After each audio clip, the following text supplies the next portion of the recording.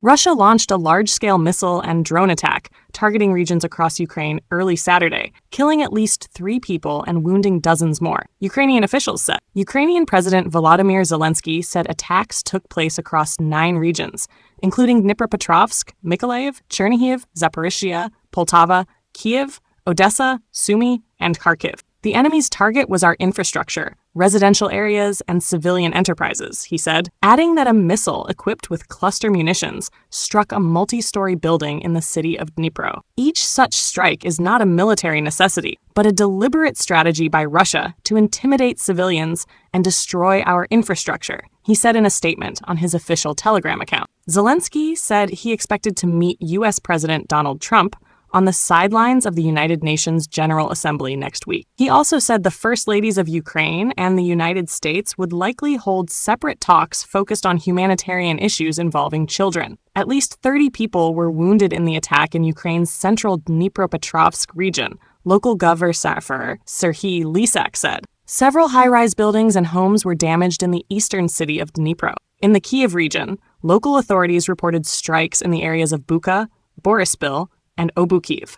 A home and cars were damaged. In the western region of Lviv, Governor Maxim Kozitsky said 2 cruise missiles were shot down. Russia launched 619 drones and missiles, Ukraine's Air Force said, of which 552 drones, 2 ballistic missiles, and 29 cruise missiles were shot down or neutralized. Russia denies violating Estonia's airspace.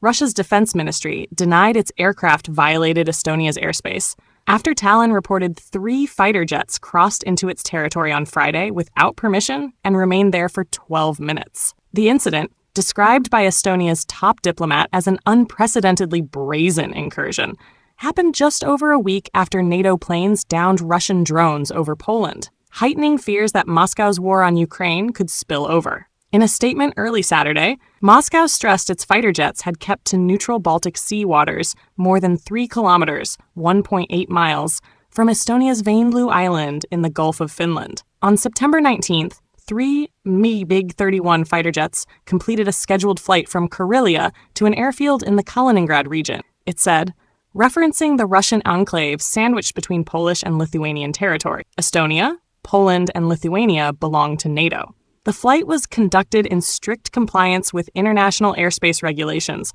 and did not violate the borders of other states, as confirmed through objective monitoring, the statement said without providing details about the monitoring operation. On Friday, Estonian officials said Tallinn had summoned a Russian diplomat to protest and also moved to start consultations among the allies under NATO's Article 4, which states that parties would confer whenever the territorial integrity, political independence, or security is threatened. Poland's operational command on Saturday said Polish and Allied aircraft were deployed again overnight due to Russian long-range airstrikes in neighboring Ukraine. In a later post on X, the operational command described the operation as preventive and aimed at securing the airspace in areas adjacent to the threatened zone. Polish jets have been deployed repeatedly in recent months to patrol the country's airspace in connection with Russian attacks on Ukraine. Last week, fellow NATO member Romania said it deployed 2 F-16 jets to intercept a drone that briefly entered its airspace.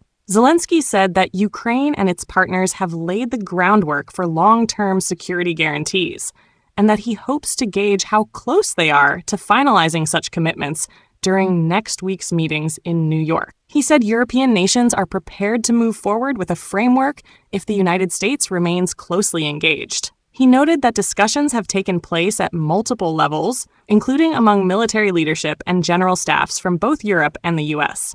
I would like to receive signals for myself on how close we are to understanding that the security guarantees from all partners will be the kind we need, Zelensky said. Zelensky said sanctions against Russia must remain on the table if peace efforts stall, and that he plans to press the issue in talks with Trump. If the war continues and there is no movement toward peace, we expect sanctions, he said, adding that Trump is looking for strong steps from Europe. Elsewhere, Ukrainian drones overnight slammed into an energy facility in Samara, southwestern Russia, according to the local governor and Ukraine's general staff. Ukraine on Saturday claimed its drones struck the Novokuybishevsk refinery, a major producer of jet fuel that is operated by Russian oil major Rosneft. It said the strike resulted in explosions and a fire.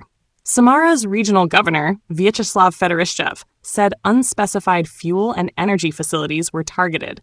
He later reported that 4 people had died in the attack, but did not immediately say who they were or describe any damage. Ukraine's general staff also said a second Russian oil refinery was hit overnight in the Saratov region directly south of Samara. A representative of Russia's aviation authority, Rosaviatsia, said flights were briefly grounded overnight at Saratov and Samara airports, among other regional flight hubs. Russia's defense ministry said its forces intercepted 149 Ukrainian drones during the night.